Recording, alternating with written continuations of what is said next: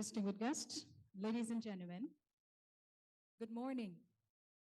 And to a lot of you who travel the world to be in Vietnam, xin chào. That's how we say hello. And thank you for joining us at a very important and interesting event, Fortifying the Future, Challenges and Opportunities in Food Fortification Forum. The event is hosted by the IFC, or International Finance Corporation, a member of the World Bank Group. And my name is Minh Ngân. Ngân is my name, and I'm very delighted to be here with you today. We also would like to extend our greeting to all the participants who are joining us virtually around the world. We hope that you'll have a great time still and have great connection with the event today. Vâng, xin được nồng nhiệt chào đón tất cả các quý vị, các anh chị đã tới tham dự chương trình ngày hôm nay, một sự kiện rất ý nghĩa, diễn đàn IFC củng cố tương lai, những cơ hội và thách thức trong việc tăng cường vi chất dinh dưỡng vào thực phẩm. Tôi là Minh Ngân và rất vui được hiện diện và đồng hành cùng với các anh chị trong chương trình ngày hôm nay. Chúng tôi cũng xin được gửi lời chào tới tất cả các quý vị và các vị đại biểu đang tham gia cùng với chúng ta trong diễn đàn ngày hôm nay thông qua hình thức trực tuyến. Chúng tôi hy vọng là quý vị, các anh chị và các bạn sẽ có khoảng thời gian thật là thú vị, ý nghĩa cũng như là có một cái sự kết nối tuyệt vời với chương trình, dù là chúng ta đang ở đây trong khán phòng này hay là chúng ta đang tham gia online. Now, I'm a Vietnamese. By my name, you can tell that I'm from Vietnam. I was born and raised here. And in Vietnam, we culturally put food at the center of almost everything that we do. So ăn means to eat in Vietnamese. And you often hear people say ăn hỏi to refer to the engagement ceremony, or ăn Tết, how to celebrate the Lunar New Year here in Vietnam. Pretty much by eating. What we eat is define how we celebrate the Lunar New Year here in the country of Vietnam. And meeting people, maybe not people that you meet for the first time, but people who you know and love, instead of saying, how are you? You may ask, ăn cơm chưa? Which is, have you eaten anything today? Or have you had anything for lunch or dinner? So very simple and fun sharing in order to show you that we put food, and food has a very special and important place in our heart. However, like many other countries around the world, there is still an issue when it comes to micronutrient deficiencies or malnutrition in the country of Vietnam. I'm a mother myself, and I'm often worried about whether my kids are, as tall as they can be or develop and grow to their full potential physically or not. So this event with the topic has a very special and dear place in my heart. And today we gather all together as all stakeholders, hoping to discuss and to take collective actions in order to address these related issues here in Vietnam. Vâng, thưa quý vị, Minh Ngân vừa mới chia sẻ một chút về một số cái yếu tố trong văn hóa của Việt Nam. Ở miền Bắc của chúng tôi thì chúng tôi nói lễ ăn hỏi. Khi mà chúng ta nói đến câu chuyện mà mọi người kết hôn đó, thì có lễ ăn hỏi. Chúng tôi nói là ăn Tết, đúng không ạ? Chúng ta nói về vấn đề ăn Tết. Rồi khi mà gặp mọi người ở ngoài đường phố thì nếu mà chúng ta thân quen với người đó thì thi thoảng chúng ta sẽ hỏi là bác ăn cơm chưa, chị ăn cơm chưa, thay vì hỏi là anh chị có khỏe không, như là người nước ngoài, đúng không ạ? Vâng, và là một người mẹ thì cá nhân Minh Ngân cũng rất là quan tâm đến việc là vi chất dinh dưỡng của con mình có đủ không, thực phẩm mà con mình ăn có đủ cung cấp dinh dưỡng để các bạn phát triển và lớn và đạt được một cái tầm vóc xứng đáng cho thế hệ tương lai hay không. Chính bởi vậy mà cái việc mà được đồng hành cùng với chương trình ngày hôm nay thì là một cái điều rất là vinh dự, và hy vọng là chúng ta sẽ cùng với nhau bàn thảo những cái cách làm thế nào để vấn đề vi chất dinh dưỡng trong thực phẩm, vấn đề suy dinh dưỡng sẽ được cải thiện hơn tại quốc gia Việt Nam của chúng ta trong thời gian tới ạ. And joining us today at the event, in person and online, we'd like to warmly welcome and introduce to you our distinguished guests. Vâng, chúng tôi rất vui mừng được chào đón và giới thiệu với quý vị sự hiện diện của các vị khách quý trong chương trình ngày hôm nay. Traveling all the way from Mumbai, India to Vietnam, Mr. Ernest Beth, Asia Upstream Advisory Agribusiness Sector Lead of IFC. Vâng, chúng tôi rất vui mừng được chào đón ông Ernest Beth là trưởng nhóm tư vấn mảng doanh nghiệp nông nghiệp phân khúc thượng nguồn châu Á. Just a moment, we have other people to address. Vâng, kết nối online với chúng ta. Joining us virtually, we'd like to introduce Mr. Daryl James Dong. He is IFC Principal Country Officer, Mekong Business Development Manager. He's going to join us and have a few words with us a little bit later. Vâng, ông Daryl James Dong là giám đốc quốc gia của Tổ chức Tài chính Quốc tế IFC. Ông đang kết nối với chúng ta bằng hình thức trực tuyến tại văn phòng của IFC ở Hà Nội. From IFC's partners, we'd like to introduce and welcome. Về phía các cơ quan và tổ chức đối tác, chúng tôi xin được trân trọng giới thiệu Dr. Trương Tuyết Mai, Deputy Director, the National Institute of Nutrition, Ministry of Health. Phó giáo sư tiến sĩ bác sĩ Trương Tuyết Mai là Phó Viện trưởng Viện Dinh dưỡng Quốc gia thuộc Bộ Y tế. Joining us virtually, Mr. Aditya Jagati, Senior Program Officer, Nutrition, Global Growth and Opportunities from Bill and Melinda Gates Foundation. Ông Jagati Aditya, cán bộ chương trình cấp cao, dinh dưỡng, cơ hội, tăng trưởng toàn cầu của Quỹ Bill và Melinda Gates. Joining us also virtually, the First Secretary of Embassy of Japan in Hanoi, Mr. Yoshihito Hidaka.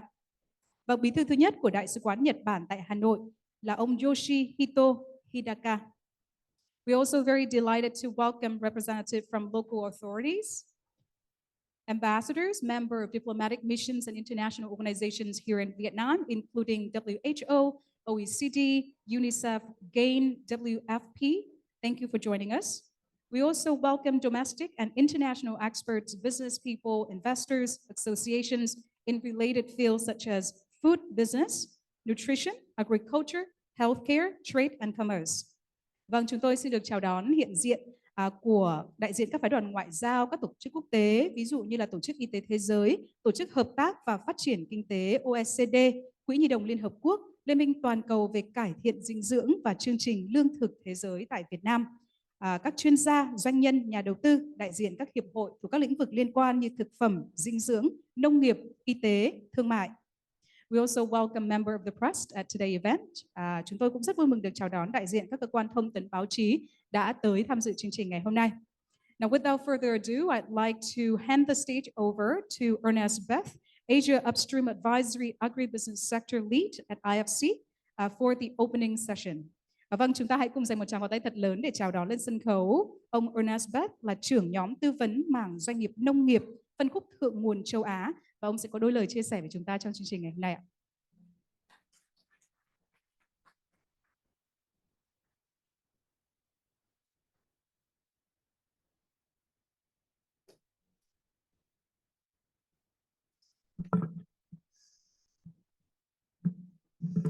Good morning, distinguished guests, ladies and gentlemen.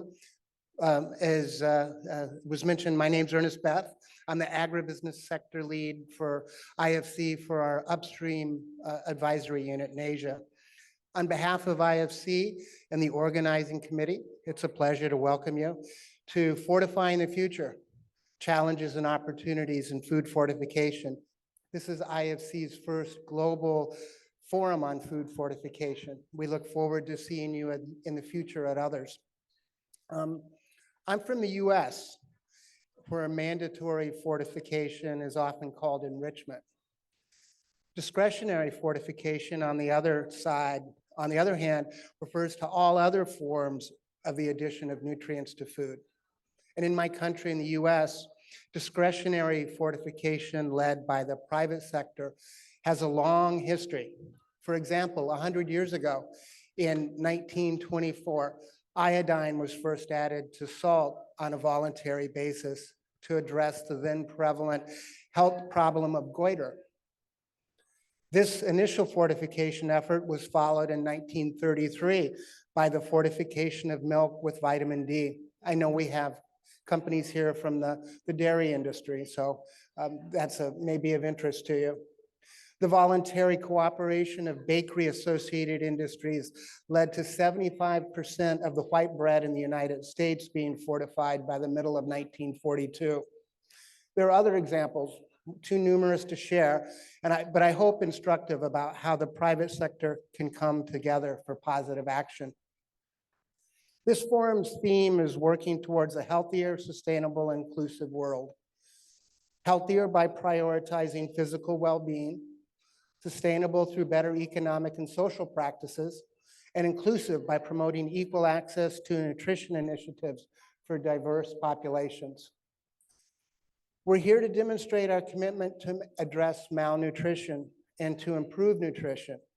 This forms an opportunity to work together and engage in productive deliberation about food fortification, to identify solutions to scale its global progress, and even to discuss the controversial side of fortification. As you know, micronutrient deficiencies and malnutrition are major global health challenges, undermining health, human capital, and child development, while costing the global economy billions of dollars in lost productivity and healthcare expenses each year. In Vietnam, the challenges of micronutrient deficiencies and malnutrition demands attention, as there's a severe impact on the health and development of Vietnamese people, especially children. According to UNICEF, Vietnam ranks among 34 countries globally facing the highest burden of chronic malnutrition, affecting 1.8 million children under the age of 5 and posing a risk to their physical and cognitive development. Introducing food fortification can only help to improve physical and mental health, but it can also create new opportunities for food producers. This dual approach not only strengthens health systems, but also fosters economic growth, making food fortification a vital strategy for a healthier and more prosperous Vietnam. Through our performance grant-based food fortification project, IFC promotes food fortification in the agribusiness sector. We offer support and customized advisory solutions to help private sector clients with food fortification implementation, ultimately helping them to improve the reputation of their brand and achieve long-term sustainable impact in the market. Food fortification practices can bring challenges as well as opportunities. And I hope that in today's forum, we can recognize the challenges, collaborate to seek solutions, and explore the opportunities that arise. In closing, I'd like to give special thanks to our donors, the government of Japan and the Bill and Melinda Gates Foundation. And I'd also like to thank you to all the international organizations, food and private companies, and private sector representatives for being a part of our first forum on food fortification. Thank you to WHO, WFP, GAIN, UNICEF, OECD, the Global Child Nutrition Foundation, Vietnam National Institute of Nutrition, Vietnam Food and Foodstuff Association, VASEP Vietnam, Eurochan, the Tan Long Group, DSM Firmenich, BAS Human Nutrition, Hystera, Technoserve and Millers for Nutrition, and the World Bank, and all of the other participants in this forum. Thank you for coming. Last but not least, thank you to the IFC Vietnam Country Office team and the IFC Global Food Fortification team for making this event happen. Thank you. Look forward to the day.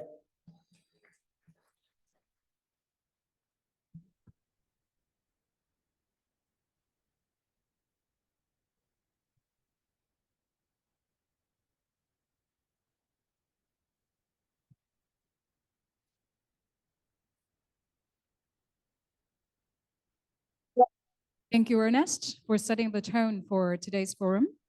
Kính thưa quý vị, trước khi bắt đầu thì chúng tôi xin được nhắc lại là chương trình ngày hôm nay có phần dịch cabin. Trong suốt sự kiện, quý vị có thể sử dụng tai nghe để lắng nghe ngôn ngữ mà mình mong muốn ạ.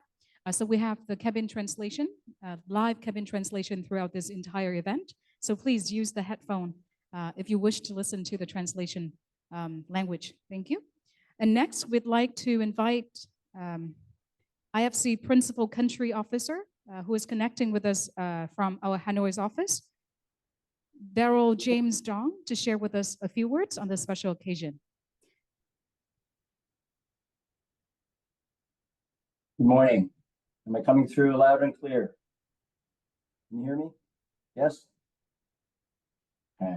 Yes. Good morning, ladies and gentlemen. I am Daryl Dong, Country Officer of IFC Vietnam. It's an honor. It's an honor to address you today. Fortifying our food and promoting global best nutrient practices is quintessential to turning the tide on malnutrition. And as Ernest said, unlocking it through healthier, sustainable, and inclusive world is a fitting theme for this forum.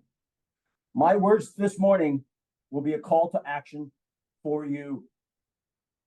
It is estimated that more than 2 billion people right now are malnourished on this earth and face preventable health issues.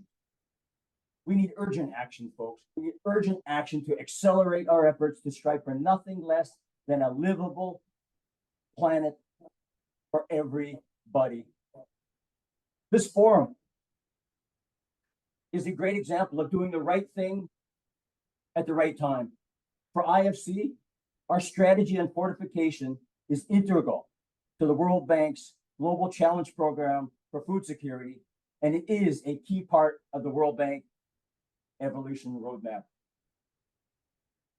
Folks, the food business is tough. You know, it is unrelenting. It is unforgiving. But we can not merely do the things we used to do just because we used to do them, nor leave things in place that should be improved. In today's world, there is no such thing as standing still. We either advance or we fall behind. To win in the food business, we must advance. And to advance today, we need practical, meaningful, and feasible solutions for food fortification and good nutrition. For Vietnam, our initiatives here will broaden the country's impact around the world. Why? Because we are a major agricultural commodity and food exporter. Our work will deepen Vietnam's penetration into humanity's most important of global value chains, food. And fortifying food and eradicating malnutrition will be our currency, our global currency. And we will do the things that others think we cannot do. You know, the path ahead will not be easy, and it'll be different than anything we've known before. And as corporate leaders, regulators, and stewards of the economy, we will act bigger, better, faster, and more.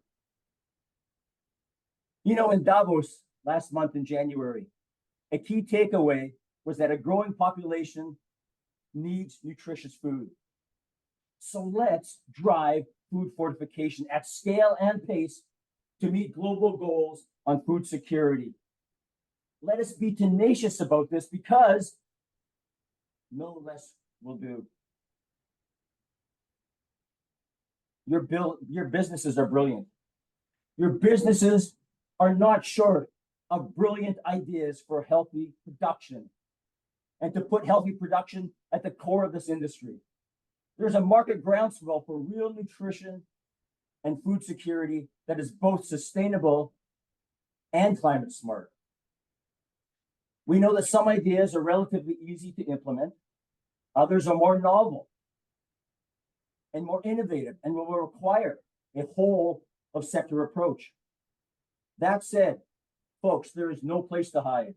You cannot turn a blind eye, nor claim lack of knowledge about what it takes to produce and deliver healthier food. All of us here have a moral obligation and a corporate responsibility to lead on sustainable nutrition for a better world. The food fortification journey lies with you. Right there in that audience in Ho Chi Minh, it lies with you as leaders. You hold the keys to transform your company to be the best that it can be. You know, an old saying tells us that the speed of the leader determines the rate of the pack, which means that if you lead, they will follow. So lead with action, lead with purpose, and lead to win. Set your firm on a transformation pathway that drives innovation for food nutrition as a mindset. You know, what we're talking about is not just another corporate project. Good nutrition is foundational work. It starts with embedding global best food practices throughout your organization, from the boardroom to the lunchroom. So dig in and dig deep. Go nutritious food or just go home. Own the change and challenge conventional production. We know what conventional production is. It's the use of just fats and sugars and salts and oils and additives. But instead, why don't you switch to healthier and more noble ingredients? Educate consumers, your consumers, to demand more nutritious foods for their families and their communities. Be the difference for food. Be that guy. In addition, focus on sustainability as you revamp your value chains. After all, climate and food sit at the nexus of the quality of our life. We now have hotter temperatures, more severe storms, warmer rising oceans, loss of species, more health risks, and poverty and displacement. And you know, our current food systems only exacerbates the issue because we contribute 30% of the world's GHG emissions, 80% of deforestation and biodiversity loss, and 70% of freshwater withdrawals. You know that the opportunities to solve for food and climate together are immense. And the transformation to a healthy, sustainable global food system is estimated by the World Economic Forum to require, get this, $300 to $350 billion of global investment annually through 2030. That's a lot. But we can lead this transformation. You, in that audience, in Ho Chi Minh, can lead this transformation. And you can play a key role in leading your businesses, your employees, and your supply chains, and your communities. So we encourage you to drive sustainable food fortification. Drive it with corporate purpose and lead with institutional level transformation. You do this, and you can change the world. For IFC, we are committed. We're committed to the core. We're committed to global nutrition. We assess each of our agribusiness investments, for health impacts, every one of them. And we screen for nutrition outcomes. And we regularly review our food portfolio to track the proportion of financing that helps to diversify diets and improve access to micronutrients. We do that. We also mobilize blended finance to unlock projects for food fortification. We do that. We also offer, as Ernest said, advisory services and technical assistance to help companies build capacity. And that's not all. We look to support our clients in the food industry via green and blue and sustainability-linked bonds to fund their business growth. And recently, get this, we've been incorporating the concept of carbon credits for food projects that have a decarbonization angle. So yes, truly, IFC is a valued partner for this industry. And we look to increase scale by engaging with you, because our clients drive impact and are typically well-placed, to address the market challenges and to catalyze others to action.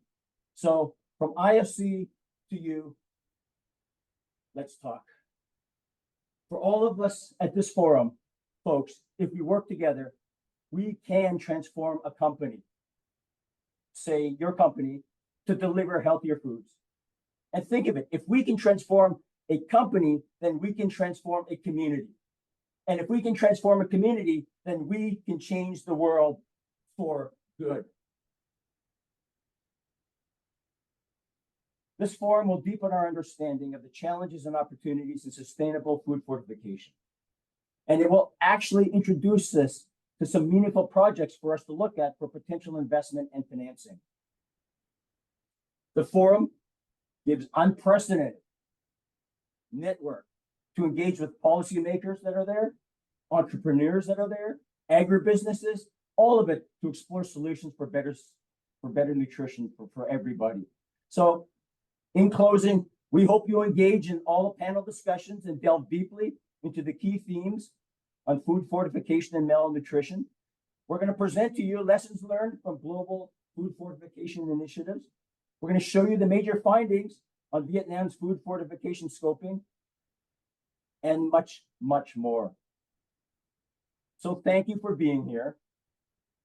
And once again, special thanks to our sponsors, the government of Japan and the Bill and Melinda Gates Foundation for making the event possible.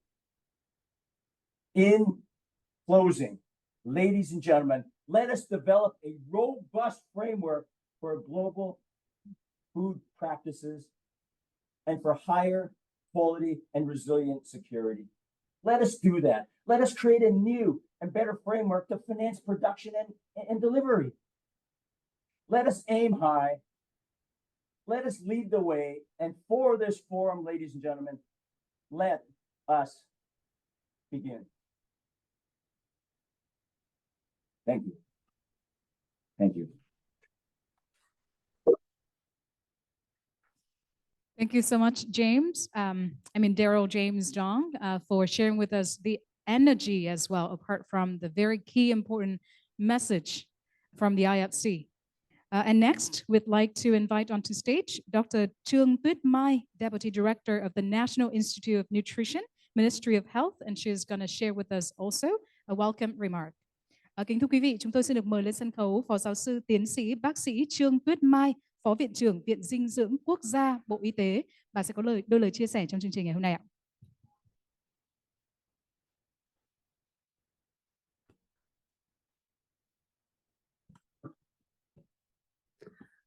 Vâng, kính thưa đại diện và lãnh đạo của Tổ chức Tài chính Quốc tế và cũng như là đại diện các lãnh đạo cao cấp của các quỹ Bill Gates cũng như là Đại sứ quán Nhật Bản tại Việt Nam và cũng như là đại diện của lãnh đạo của các tổ chức quốc tế có mặt ở đây cũng như là các doanh nghiệp và kính thưa các quý vị đại biểu.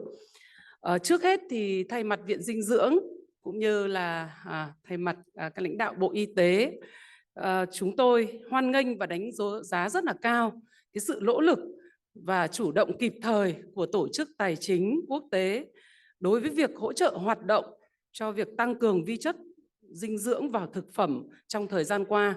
Và đặc biệt trong ngày hôm nay thì Tổ chức Tài chính Quốc tế đã tổ chức diễn đàn về củng cố cho tương lai, những thách thức và cơ hội trong việc tăng cường bổ sung vi chất dinh dưỡng vào thực phẩm. Và sự thành công của diễn đàn này, chúng tôi mong đợi đó chính là cái sự góp phần giúp cho các bên liên quan của chúng ta hiểu sâu hơn về vấn đề tăng cường vi chất dinh dưỡng vào thực phẩm trên toàn cầu để chúng ta nhằm giải quyết các vấn đề suy dinh dưỡng của trẻ em trên thế giới cũng như ở Việt Nam và hướng tới đạt được các mục tiêu cam kết về mục tiêu phát triển bền vững toàn cầu. Kính thưa các quý vị đại biểu, trong những năm qua, được sự quan tâm của Đảng và Nhà nước và sự hỗ trợ của các tổ chức quốc tế, sự chung tay của toàn thể cộng đồng, thì Việt Nam của chúng ta cũng đã đạt được những thành tựu đáng ghi nhận về việc cải thiện tình trạng dinh dưỡng cho trẻ em. Tỷ lệ dinh dưỡng của trẻ em chúng ta cũng đã giảm theo từng năm và cải thiện được bữa ăn cho người dân Việt Nam đảm bảo hơn về số lượng và chất lượng. Việt Nam thì cũng đã thành công sớm về mục tiêu thiên niên kỷ về việc giảm tỷ lệ suy dinh dưỡng nhẹ cân theo lứa tuổi ở trẻ em. Tuy nhiên, chúng ta hiện nay thì vẫn đang đối diện với tình trạng thiếu vi chất dinh dưỡng và suy dinh dưỡng thể thấp còi vẫn là cái vấn đề có ý nghĩa sức khỏe cộng đồng tại Việt Nam. Và theo kết quả tổng điều tra dinh dưỡng của Viện Dinh dưỡng Quốc gia Bộ Y tế, chúng ta thấy rằng tỷ lệ suy dinh dưỡng thấp còi trẻ em hiện nay trên toàn quốc là 19,6%. Tuy nhiên thì chúng ta thấy có một cái sự chênh lệch rất lớn ở những vùng miền núi, vùng đồng bào dân tộc thiểu số, vùng nghèo, vùng khó khăn thì tỷ lệ này vẫn còn gấp đôi, gấp 3. Và như vậy chúng ta vẫn thấy có những vùng là 3 trẻ thì vẫn còn 2 trẻ suy dinh dưỡng thấp còi. Và một trong những cái nguyên nhân của suy dinh dưỡng thấp còi và vấn đề liên quan đến tầm vóc sức khỏe của người Việt Nam hiện nay đó chính là vấn đề thiếu vi chất dinh dưỡng. Và chúng ta đã thấy kết quả chỉ ra đó chính là cái tình trạng thiếu các vi chất dinh dưỡng như là thiếu sắt, thiếu kẽm, thiếu iốt, thiếu vitamin A, thiếu vitamin D.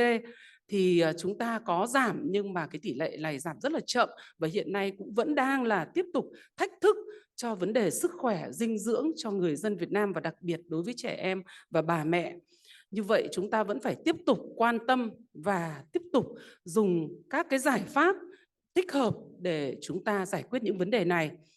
Và như quý vị đã biết, dinh dưỡng và vi chất dinh dưỡng là vấn đề quan trọng và có tầm ảnh hưởng đến cái sự phát triển thể lực, tầm vóc cũng như là trí tuệ và phát triển cái nguồn nhân lực cho đất nước của chúng ta.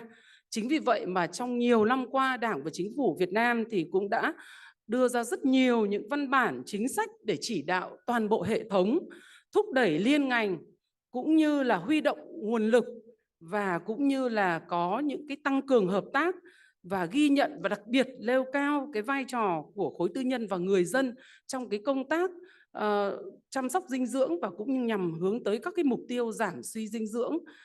Và đặc biệt là chúng ta đang hướng tới cái mục tiêu chiến lược dinh dưỡng quốc gia, đó là đến năm 2030 làm thế nào để chúng ta giảm cái tỷ lệ suy dinh dưỡng thấp còi là dưới 15%, và đồng thời cũng như là giảm tất cả các cái tỷ lệ về thiếu vi chất dinh dưỡng ở bà mẹ, trẻ em, kể cả vị thành niên của chúng ta.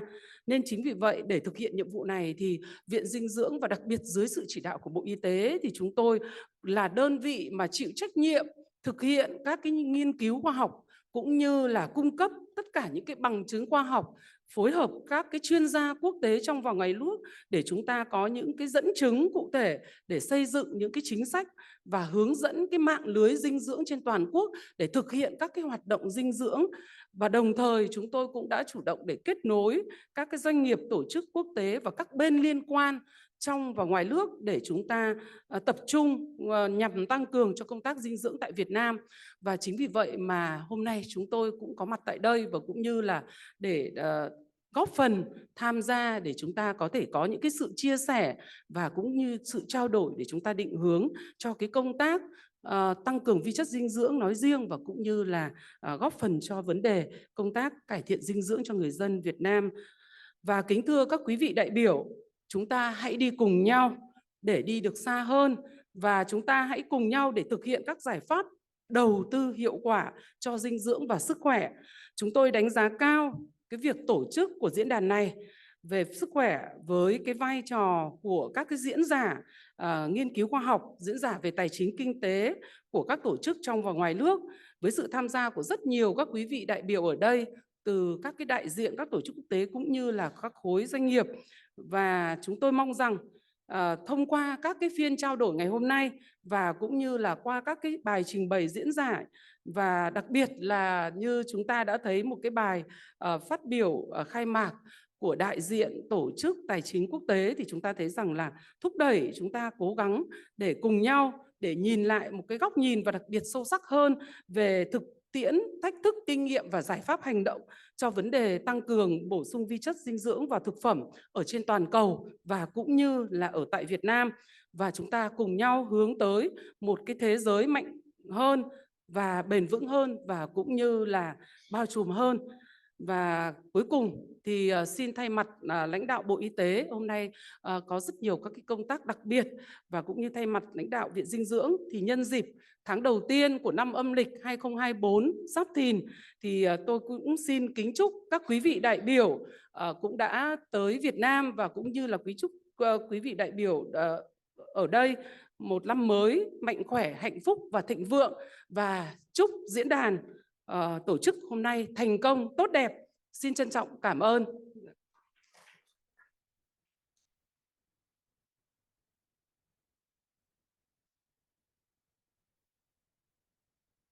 Vâng, chúng tôi xin trân trọng cảm ơn Phó Giáo sư Tiến sĩ Bác sĩ Trương Tuyết Mai, Phó Viện trưởng Viện Dinh dưỡng Quốc gia Bộ Y tế đã có những chia sẻ về thực tiễn cũng như là chiến lược để chúng ta giải quyết vấn đề về bổ sung vi chất dinh dưỡng để đảm bảo là thế hệ tiếp theo của Việt Nam sẽ phát triển tốt hơn về mặt tầm vóc ạ. Thank you so much, Dr. Trương Tuyết Mai, for sharing the valuable insights about food fortification strategy and practices in Vietnam. Thank you. Và bây giờ thì chúng tôi xin phép được kết nối với đại diện của tổ chức Bill và Melinda Gates. Would like to connect with Aditya Jagati, Senior Program Officer, Nutrition, Global Growth and Opportunities at Bill and Melinda Gates Foundation, and he's going to share with us a few words on this special occasion.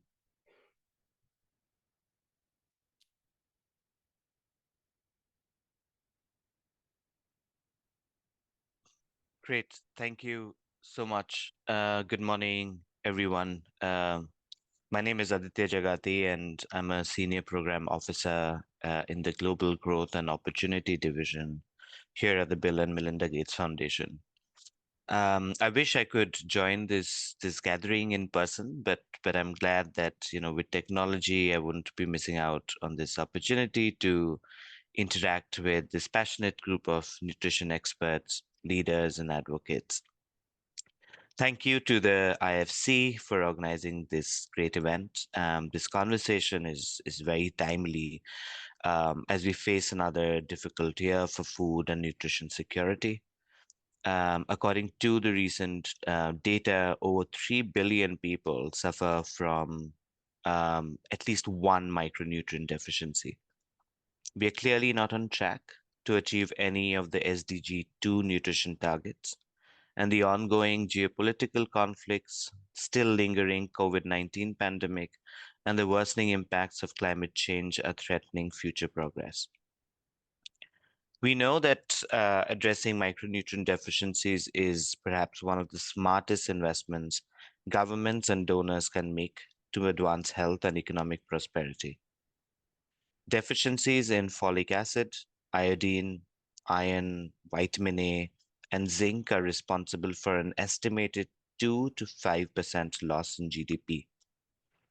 Conversely, every dollar invested in food fortification generates close to $27 in economic returns from disease prevention, improved earnings, and enhanced productivity.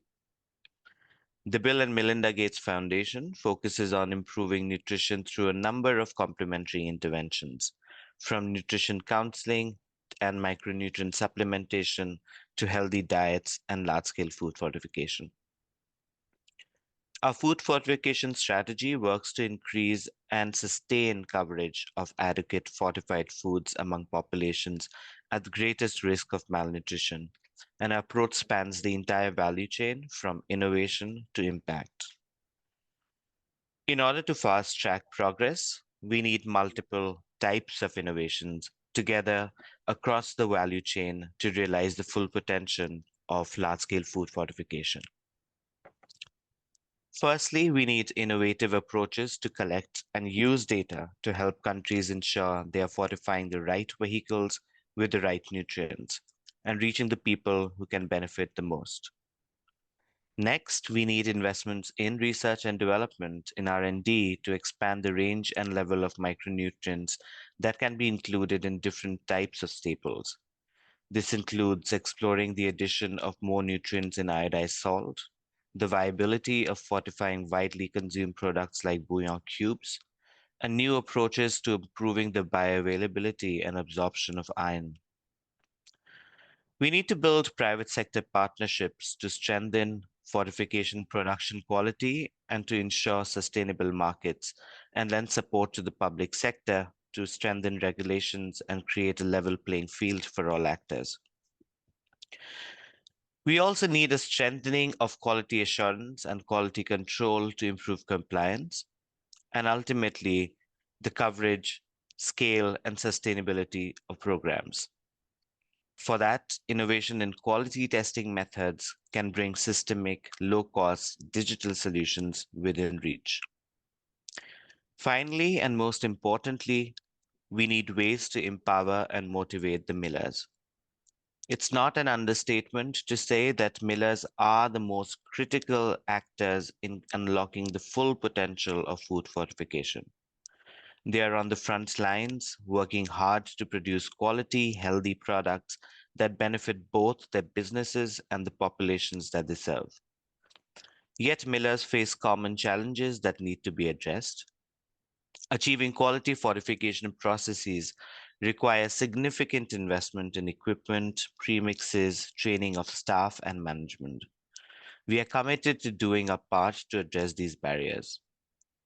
We think it's vital that millers are enabled, encouraged, recognized for their efforts to improve the nutritional quality of staple foods and are supported to do so.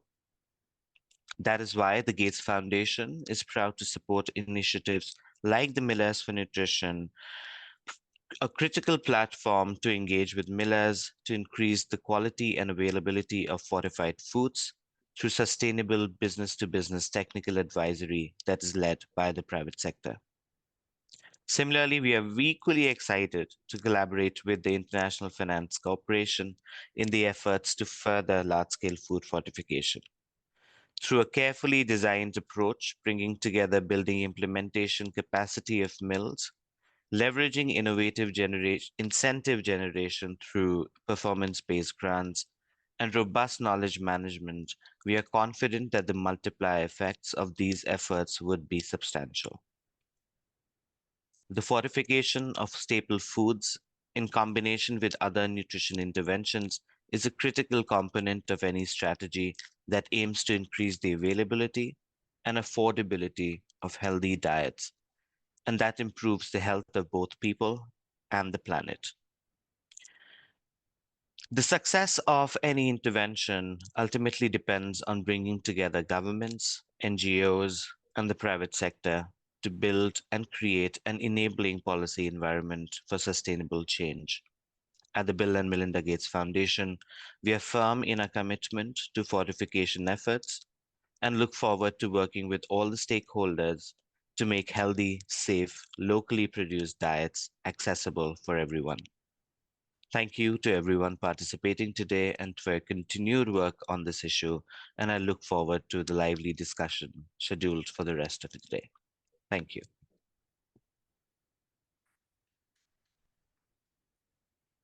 Thank you so much, Aditya Jagati, representing Bill and Melinda Gates Foundation, for your sharing. And we hope that next time for the next event, you'll be here with us in person, visiting Vietnam just like Bill Gates just did a few days ago, right?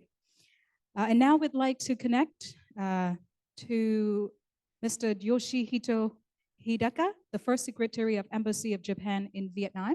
And he's also going to share with us a few words as donors of different programs when it comes to food fortification on this special occasion. Good morning, distinguished guests and speakers. On behalf of the Embassy of Japan in Vietnam, I am honored to welcome you to this forum. Japan is actively engaged in supporting the economic development and international stability of developing countries through bilateral offshore development assistance and multilateral institutions such as IFC. As the second largest shareholder, Japan has been a long-standing partner for IFC in delivering private sector solutions and addressing development challenges. Japan is committed to contributing to global development with a partner focus on themes such as health, nutrition, and climate through the Comprehensive Japan Trust Fund, CJTF, a donor funding vehicle for supporting IFC's advisory projects around the globe since 1995, when IFC launched the Global Food Security Platform in 2022. Japan recognized the need to support the resilience of global agricultural supply chains and address food insecurity, and contributed a fund under the CJTF. As part of the efforts, Japan supports IFC's Food Fortification Advisory Project and serves as a sponsor of this very important forum, which is a valuable valuable opportunity to foster meaningful discussions among us and identify actionable strategies to fortify the future on global scale. We hope that through IOC's Food Fortification Advisory Project, we can ensure food fortification is a successful and viable complementary strategy for preventing micronutrient deficiencies and contribute to the long-term health and development of vulnerable populations, creating a foundation for healthier societies around the world.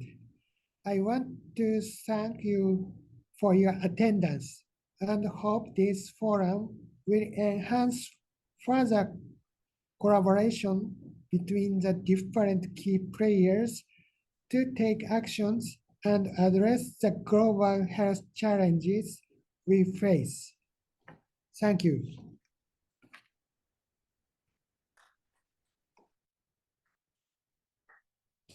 Thank you to Mr. Yoshihito Hidaka, and we hope to continue to have the support and donation from the Japan embassy here in Vietnam to different strategy and program when it comes to food fortification in the country. And now for the keynote presentation, the first one of the day, we are going to connect with Dr. Luz Maria de Regil. She is head of the Unit of Multi-Sectorial Actions in Food System, Department of Nutrition and Food Safety at the World Health Organization. And she is going to share with us about scaling up fortification, why, where, and how to monitor the global progress. Dr. De Regil is a food scientist, a nutritionist, with 20 years of experience in the public, private, non-for-profit, and intergovernmental sectors. Her expertise spans from research in basic nutrition and food science to large-scale public health programming and policies. Vâng, thưa quý vị, ngay bây giờ sẽ là bài thuyết trình đầu tiên trong chương trình ngày hôm nay, tăng cường vi chất vào thực phẩm, giám sát tiến độ quy mô toàn cầu. Và chúng ta sẽ cùng kết nối với tiến sĩ Luz Maria de Regil. Good morning to everyone. I hope that you can hear me well. It is a pleasure to be here with you. I apologize because I couldn't be with you in person, but I'm certainly following the meeting and I hope to stay awake and follow it throughout the day. Thank you so much for convening this important conversation and for giving me the opportunity to describe in depth what is fortification, what is the status, and probably what it will mean for the future of fortifying the country. As it was introduced, my name is Luz Maria de Regil. I am the unit head of multi-sectoral actions in food systems. Next, please. Today I will talk about 7 reasons to fortify foods and condiments with key micronutrients for public health. I think that it's very important that we are clear that fortification should be for public health purposes, and that's the topic here. It's not about the fortification that is to add value for particular brands. It's really for public health purposes. Then I will follow with a brief description of what are the current WHO guidelines for fortification of foods and condiments. I will provide some overview of key resources for program monitoring that is critical, and also provide a quick glance of what is coming in terms of tracking global progress. Next, please. Why fortify? The very first reason to fortify is because the burden of micronutrient deficiencies is appalling.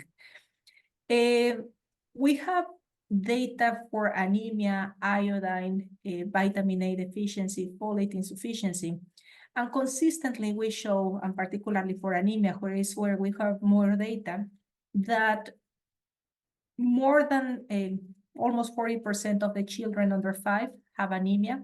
1 out of 3 women of reproductive age have anemia. We've lost the connection with Dr. Maria. Can you hear me? I can see you. Yes, we can hear you, but we cannot see you. There's a technical problem, so maybe just a few moments.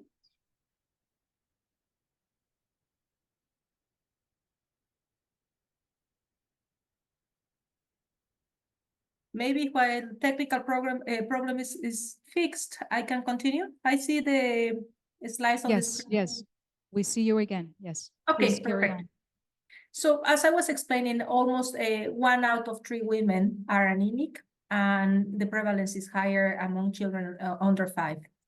But the most worrying situation is that there is no progress in reducing anemia. There has been significant progress in the policy adoption for fortification, but the data, the hard data doesn't show that there is a reduction. A recent analysis showed that the situation may be even worse, and it was published in The Lancet, with 1 out of 2 preschool-age children with 1 micronutrient deficiency, not only about iron and folic acid, but also zinc, for example, and 2 out of 3 women.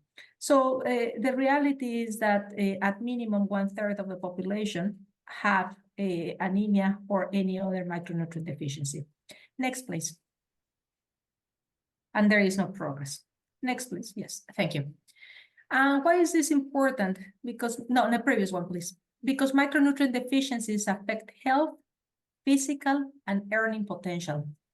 And often micronutrient deficiencies are referred as hidden hunger because some of them are not visible, and so it's difficult to advocate for them. For example, anemia causes fatigue, weakness, shortage of breath, dizziness.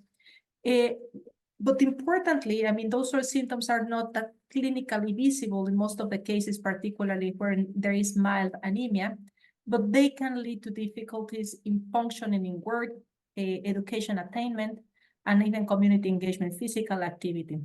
So the potential of losing earning and school days is high. And now this modeling, there are many modeling exercises that are trying to reflect the impacts of anemia beyond the immediate health outcomes. Severe iodine deficiency is more clear. It leads to brain damage or cretinism. It could increase stillbirth, congenital anomalies. And as you know, it's also linked to goiter, as the cause of goiter. There has been significant progress in reducing iodine deficiency, and goiter is no longer prevalent in many places in the world. However, some iodine deficiencies is still remnant, and we will talk about about the need of ensuring that salt iodization programs remain high in the agenda. Otherwise, we are going to take a step back. Vitamin A deficiency is also another area where there is some progress, and is the main cause of preventable blindness in children and also in women of pregnant women. And folate insufficiency, probably we talk less about it, but is linked to folate insufficiency is the one that is linked to the higher risk of neural tube defects. Most of the women, and that's for the least data we have, but most of the women are at risk of folate insufficiency. Next, please. And why is this happening? Some of my colleagues or the speakers that were before me alluded that about food insecurity. And the most recent State of Food Insecurity and Nutrition report shows that not only hunger is going up, as the slide shows, there are more people that are suffering hunger in particularly, and COVID was a tremendous inflection point that took us back globally. There are more than between 134 million more people are suffering hunger. But if we take the denominator to the people that cannot afford a healthy diet, it is up to 3 billion of the people in the world. That means that most of the population, or an important part of the population in the world, is consuming foods that are not nutrient dense. Often, the healthy diet is the unhealthy foods are cheaper, and our populations are fed but are not nourished. So certainly the availability of less nutritious foods is wider and is cheaper. And unfortunately, many people cannot afford a healthier diet, leading to micronutrient deficiencies. Next, please. And several people, depending on the clinical community where they are or they belong to, think that micronutrient deficiencies can be overcome with supplementation. However, the data that we have is that supplementation programs have multiple challenges. Globally, and this is data from the Global Nutrition Report in 2020, but I don't think that the situation has changed in a positive way. Only 1/3 of women actually receive iron supplements, and very likely from those women, a significant lower percentage consume the recommended scheme for supplementation, which is 90 supplements throughout the pregnancy. So our health systems are not reaching the women with supplements, for example, to prevent anemia, and we know that pregnant women have higher iron requirements, but also if they are reached, the adherence to supplementation is low for multiple reasons. The access to iron supplements by children is even lower, and there are other interventions like micronutrient supplements that at some point was generating a lot of interest. However, it hasn't been scaled up globally. So that leaves us with a situation where a fortification becomes a very sensible option to improve the micronutrient supply to populations that may need it the most. Next slide, please. What we know is that fortification is effective to improve iron, iodine, and folate status. We have some indication that also improves vitamin A status, measured as retinol. But I should flag that we still need more studies in the sense of generating more evidence that confirms what we know at this point. What we know is that, for example, in the case of folic acid, if we fortify and fortification reaches the population, the prevalence of neural tube defects goes down dramatically. This slide that you have on your screens is very packed, but basically, if you look at the prevalence of neural tube defects per 100,000, per 10,000 people, which is the orange bar, you will see that in 7 countries, at least the ones that are depicted here, this study looked at 13 countries, sorry. In most of the cases, they started with a prevalence of neural tube defects that is high. And then if you see the green bar, it's measure the prevalence of neural tube defects post-fortification. So consistently, fortification with folic acid reduce the prevalence of NTDs. Data on effectiveness depends on, of course, on the baseline prevalence of neural tube defects, but also, of course, on the coverage of the intervention. So some studies may report a reduction as dramatic as 80%. Others may report a lower reduction of neural tube defects, but consistently there is a reduction. On average, it's considered that after fortification with folic acid is implemented, the prevalence of neural tube defects can be reduced on average by 40%. And why is this important? Because globally, over 200,000 pregnancies are affected with preventable neural tube defects.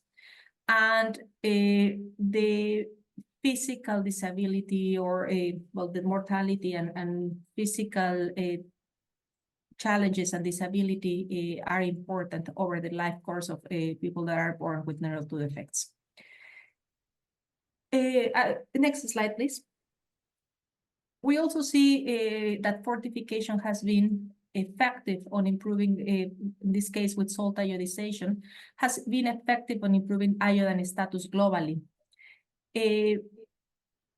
Salt iodization has been scaled up importantly, And we see that after 20 years of implementing it, and as also that we are able to measure that progress, only 18 countries are with that report that have national data report actually having insufficient iodine status.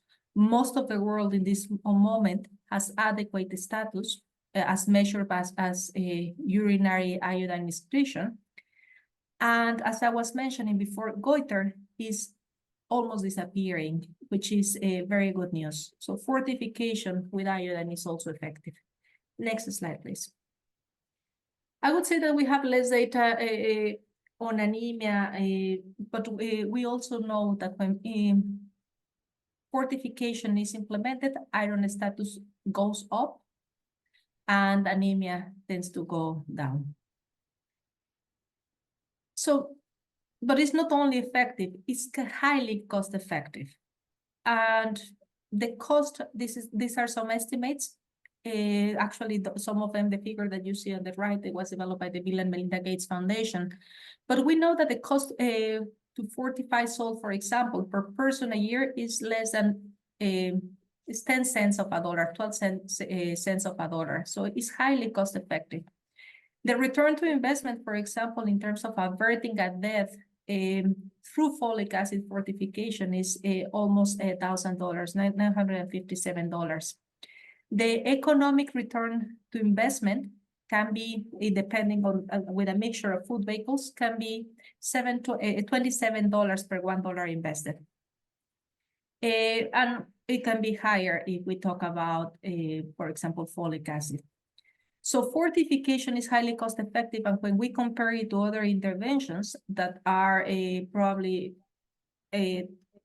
discussed in the healthcare, we see that it has a comparable or even higher cost-benefit ratio than any other interventions. So is it easy? No, and we are going to discuss some of the challenges, but it's highly cost-effective. Next slide, please. And the seventh reason for why we should fortify is there is a renewed momentum. Last year, in 2023, the World Health Assembly approved a resolution accelerating efforts for preventing micronutrient deficiencies and their consequences, including spina bifida, which is one of the neural tube defects, and other neural tube defects, through safe and effective food fortification. There were intense deliberations by member states, and there was an agreement that is important that countries have fortification as one of the options to improve micronutrient status, which is a significant step forward. There was a lot of civil society, not only member states were having these conversations, but also there was a significant engagement by civil society in terms of the value of fortifying and how the efforts can be accelerated. We have evidence, we have guidelines, and now we have to ensure that fortification is properly implemented. Next slide, please. In addition to that resolution, as many of you may know, a couple of years ago, there was a UN Food Systems Summit convened by the Secretary General of the United Nations. And as an outcome of the summit, many countries committed to fortify. So 40 countries out of 110 countries that defined country pathways to improve their food systems define fortification as one of the key interventions. I should say that fortification often is very linked to the food safety agenda, and around 80 countries, or 2/3 of the countries, also put food safety as part of the key intervention to transform the food systems in our countries. And also we see that there is some financial commitments for fortification globally. And this is good news because investment has gone down and we need to ensure that fortification takes place. As I was mentioning, fortification is highly cost effective, but that doesn't mean that doesn't require investment. Starting the program requires investment, maintaining the program requires investment, and we need to ensure that governments have access to it. And there were some financial commitments at Nutrition for Growth in Japan a couple of years ago. And I hope that in the next version, with this renewed momentum, there will be more commitments for this area. So with this, I think that we can summarize. Next slide, please. And just to make sure that it's clear why we should fortify. First, because there is a huge need globally. Secondly, because micronutrient deficiencies affect health, well-being, physically, and earning potential. Also because most of the people cannot afford a healthy diet and a diet that provides enough micronutrients. The fourth reason is because our health systems are not reaching all the population with supplementation. So we need to ensure that the food systems are strong and in coordination with health systems to ensure that people receive diets rich in micronutrients. Fortification is also is effective to improve iron, iodine, and folate status, vitamin A status as well through oil. It is highly cost effective and there is renewed momentum. So we have very good reasons to fortify as part of public health. Next, please. So what to do? WHO has produced a significant body of work over the last 20-25 years in fortification. On the left side of your screen, you will see that there is the guidelines for food fortification, what we call the Orange Book, and also another image of the guidelines for to fortify flour with different micronutrients, I put those figures because they were very important to accelerate action and implementation and policy adoption by countries. After that, we have seen an important increase in the number of countries that have policies for fortification. After that, WHO has produced multiple guidelines that are related to the intervention itself, to the effectiveness of fortifying in different food vehicles, but also on the indicators to measure the impact of fortification in different, like optimal serum and red blood cell folate concentrations in women.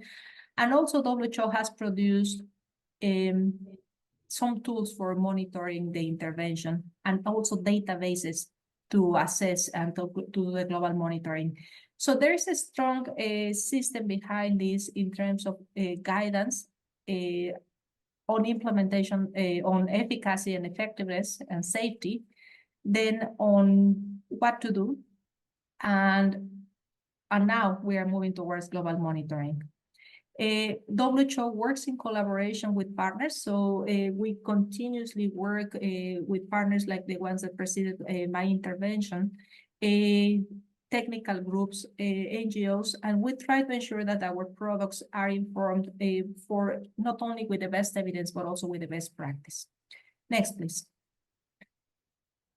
Currently, there are updated guidelines. And I say updated guidelines because WHO is mandated to use the best and most recent evidence for the guidelines. So we have recently published, or in the last 5 years, updated guidelines to fortify salt with iodine, updated guidelines for to fortify wheat flour with iron and folic acid, maize flour as well with iron and folic acid, rice with iron, folic acid, and vitamin A. And currently, we're working on the guideline to fortify edible oils and fats with vitamin A and D. As I was saying, if you want to take a look at the evidence behind the guidelines, it's described in all the guidelines. It's informed by systematic reviews that also are open access and include not only the evidence of effectiveness, but also on safety and a transparent summary of the decisions by the technical advisory groups that advise WHO in these efforts. Next, please. And also we are producing, in addition to the more normative work, some policy briefs, because we understand that in the current state of nutrition, we cannot only focus on micronutrient deficiencies, but we need to also acknowledge that the world is also having a double burden of malnutrition with increasing non-communicable diseases. And salt is a vehicle, an important vehicle for salt for iodization, but also we need to reduce the intake to prevent the rise of hypertension and eventually deaths related to hypertension. So Traditionally, the fortification community, that the one of non-communicable diseases, don't talk to each other. But in WHO, we have that mandate to bring it together and try to provide some policy options for these communities to come together and actually making this intervention a much more cost-effective from all areas. Sodium reduction efforts should not affect fortification, salt fortification, but on the opposite, they need to be highly synergized and at the budgetary level, at the policy level, and at the indicator and monitoring level. So we have also these guidelines and also, for example, the guidelines that we're working on fortification of edible oils and fats are highly aligned, not only to ensure that there is a provision of vitamin A, but also to ensure that we embrace the conversation on elimination of trans fats or using appropriate oils for fortification. Next, please. So what's the status of fortification? I have currently alluded to it a couple of minutes ago, but I will just quickly cover the global maps. Next, please. So good news, I start with the good news. Most of the world consume iodized salt. The progress that salt iodization has had is remarkable, and it's not a one country effort, it's multiple countries, it's knowledge sharing, it's technical groups behind it. So most of the world has access to iodized salt. Whether the coverage within countries is high, it still is not always the best case scenario. So we need to sustain efforts and also ensure that salt is properly fortified. In some countries, we have information that the salt is fortified, but not at the levels that are producing the highest impact. Nonetheless, salt iodization is very positive. Next, please. When we look at the next staple, wheat flour with iron and folic acid, we see that 104 countries have data. And I would say that after 50%, more than 50% have adopted this policy for after 2010. So that means that in some countries, experience is relatively new. 91 countries have mandatory policies, particularly for iron and then for folic acid. 13 countries have voluntary policies. But this is where I wanted to land. Only 21 countries have coverage data. So what we have been is that policy adoption has been very high, but we don't know how well implemented is fortification. Is not measure the coverage at household level or even at the retail in some cases. So we need to improve the information because, as I was mentioning, we are not seeing the health impact in all the cases as we would like to see. The scenario for maize flour fortification, which is the next slide, is next slide, please. Is less promising that with maize fortification.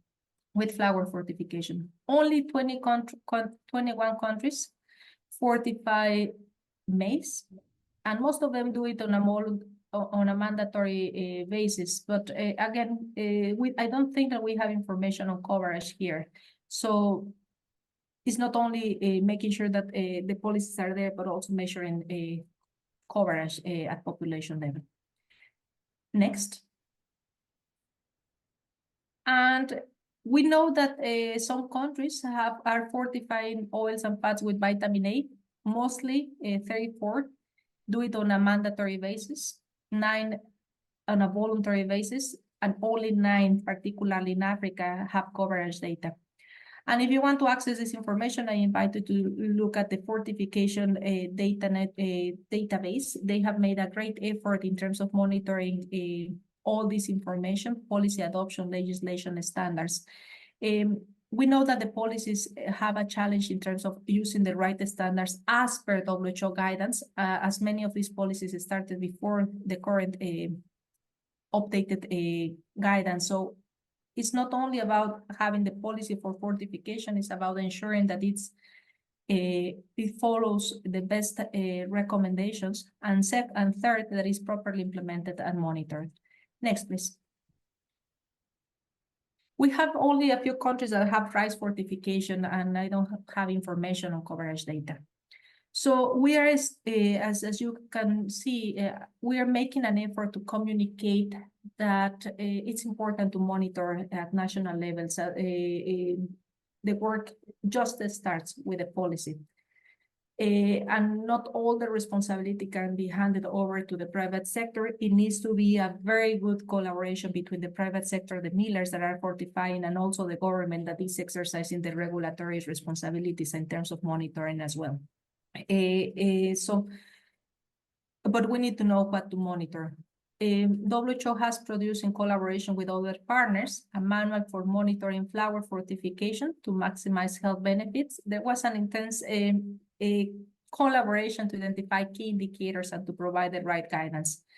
Also, if you are more visual, there is an indicator of a catalog of indicators for macronutrient programs that include the most used indicators with examples how to calculate it, what are possible sources of data that can inform salt iodization programs and with flower fortification programs. Again, these indicators were developed in collaboration, for example, with the US CDC and other organizations like the Food Fortification Initiative that are really an IO and global network that are supporting and providing technical advice to scale up fortification programs.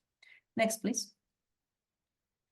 So before ending, I just wanted to mention that in the resolution that I mentioned before, there was a request to the WHO Director General in terms of developing technical and quality assurance guidance, and also in terms of producing a report on progress of fortification. So we are currently updating the guidelines on the Orange Book on food fortification, particularly related to the implementation, because there is so much experience gained in the last 20 years that we just deemed that we needed to almost start from scratch to help countries better design programs, have the adequate regulatory basis, monitoring mechanisms, and follow-up. And also we are starting to work on the development of a global fortification report to be able to measure global progress and be able to assess what's the contribution of this intervention to health and other outcomes. So we are in this process. The momentum is good, is positive, but certainly the work continues and needs to be scaled up. I stop here. Next slide, please. If you want to connect or you want to receive more information, of course, you can go to WHO website. You will find information on fortification. Just if you type in your browser, you will find the first page that comes up is on food fortification, or you can connect with me on my LinkedIn. I'm very active and I respond as much as I can. I stop here and thank you for the opportunity to share all this information with you.